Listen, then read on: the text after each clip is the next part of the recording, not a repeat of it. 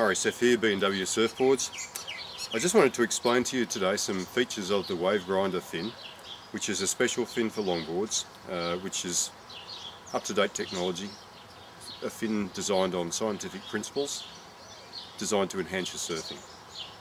Let me just hold up a normal longboard fin and place it side by side with the Wavegrinder fin. You'll see that it's quite different, and let me explain the design features and why it is different and why I think you should really try one if you're a longboarder. In saying that, there will be a thruster shortboard setup fin coming in the near future, but at the moment there is a fin just available for longboards. Let me just go through some design features with you to start with. If I hold the fin end on there, you'll see the foil. The foil is the profile of the fin, I guess, which shows how it starts off fairly fat and slowly becomes thin. The foil is a scientifically designed foil. It's not like all the other foils that you see in all the other fins in the surfboard world. It's a scientifically designed foil. It's been tested in wind tunnels, and it's tested to provide the most lift at various angles of attack. And what that means is, whether it's at that angle, that angle, that angle, that angle, whatever angle it's at, this foil will provide the maximum lift. Now, when we talk about lift in a fin, what we're talking about is not something that's going to lift you up out of the water. It's not vertical lift, it's horizontal lift. Imagine a fin on a surfboard to be like an aeroplane wing. That's what we mean when we talk about lift. So when there's force on the fin, when there's water flowing over the fin, it's providing that sort of lift. Okay. Now, in surfing terms, we'd normally call that drive or thrust out of a turn. So what this fin is designed for is to give you maximum thrust at whatever angle of attack. So the angle of attack is whatever angle the water is hitting the fin at, and the fin is designed to give you maximum lift or thrust out of your turns at whatever angle you're turning. So that's number one. It's a very, very important thing to have a proper scientifically designed foil.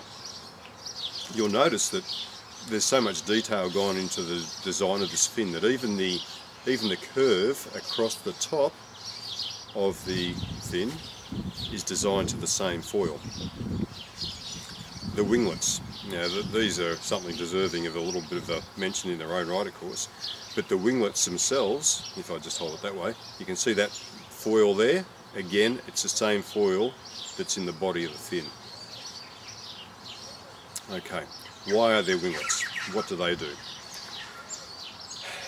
All fins, like this type of fin for example, when the water wraps around a fin, what it generally creates at the tip of the fin is what they call a fin vortex. And you'll often see this if you see any underwater photography of someone surfing. You'll see this vortex coming off the back of the fin. And basically what it is, it's water wrapping around the fin and swapping sides when it reaches the other side of the fin. So it creates this swirling thing at the back of the fin. Now that is drag. And what does drag do? Well, it slows you down. So that's why the Wavegrinder fin has these winglets on it. The winglets are there to prevent the water wrapping around each side of the fin and creating a fin vortex. That's why the winglets are there. They're not just there for decoration. I know they look pretty funky, but they are there for a reason. They are there to prevent fin tip vortex. They're there to reduce drag. Why is drag important? Well, the less drag you have, the faster you go. And speed is what surfing is all about in some ways, isn't it? You know, the faster you're going when you're paddling, the more likely you are to catch a wave. The faster you're going when you're actually on a wave, the more likely you are to make a difficult section. You just have a lot more fun. So anything to give you more speed is going to enhance your surfing experience. So the winglets are there to help reduce that fin tip vortex. Down to the base of the fin. You've probably all seen oil tankers, big cargo ships. They all have, underneath the water, they have a bulbous front. Now that bulbous front is designed to help them cut through the water. And that's what the Wavegrinder has right at the tip here, at the front end of the fin. This bulbous front is designed to help it cut through the water and help the water wrap around the fin. Likewise, there's also this cutaway section at the back of the fin. Not sure how well you can see that there, but it's cut away from about halfway, about the halfway point of the fin base. That is also there to help water flow around the base of the fin, and another very important thing. What is the fin made of? Well, it's a great looking fin. It's made of blue polycarbonate. And the polycarbonate is called Lexan polycarbonate. It's virtually unbreakable. It's incredibly strong. Okay, so you can be pretty much rest assured that this fin will last you a long time.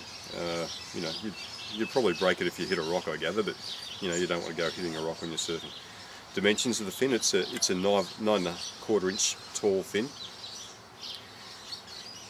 We have a bit of a philosophy around the Wavegrinder that it's based on a reductionist philosophy. What we're trying to do is more with less. If you look at these two fins,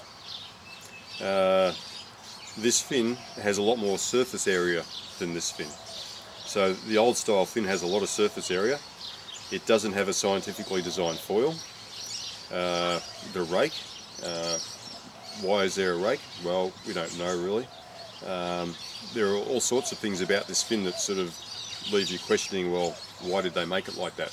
Well, maybe it sort of looked a little bit like a dolphin fin or a shark fin, or, well, it does look more like a dolphin fin. Dolphins swim pretty well, so therefore we'll put that sort of fin on a surfboard and hope it goes okay. There's some science behind the design of this fin, and what we're trying to do with it is create more lift, or more force, more thrust from less area. So more thrust, more forward speed, more turning speed with less drag. You've already noticed, of course, that the fin is a very upright fin, or downright, whichever way you want to look at it. Now, that, in my mind, provides one simple thing in greater turning ability. If you had a bucket of water and you stuck this fin in a bucket of water and spun it like that, turned it like that, what's going to be easier to turn? That fin or this fin? I think the answer is pretty obvious, isn't it? The fin that is more upright, the Wavegrinder, is going to be easier to turn in water than that fin. So what we're talking about here is being able to do a shorter arc turn on your board. No, shorter arc turns are always more fun, aren't they? Sometimes you don't want to do a shorter arc turn. That's okay. The Wavegrinder will hold you into a long arc turn as well. I've used the Wavegrinder myself on many occasions in a longboard. I don't always surf a longboard, but when I do surf a longboard, I surf it with the Wavegrinder fin. The first time I used the Wavegrinder fin, I was just amazed. I was thinking to myself, am I imagining things? Is it really making that much difference? But I was surfing a board that I was very familiar with, at a break that I'm very familiar with, a break that I've surfed probably hundreds of times over more than 30 years. And I knew that I caught a whole lot more waves this day when I was using the Wavegrinder fin. I just felt that little extra forward paddling speed helped me get on the waves easier. When I was riding the waves, I found that I could certainly turn tighter. I could get around whitewater sections easier. The fin would track better. It would hold you into the wave more, and that's partly the thrust. When you're riding a surfboard, even though often on a Mel, of course, we sometimes go on a straight line, but even if you're going on a straight line, because of the movement of the water across the bottom of the board, the fin is never just going straight forward with equal force on each side. There's always going to be more force on one side of the fin than the other. And so what I found was the fin would sort of hold you into the face of the wave better. It was an unusual feeling, but it felt good, I tell you.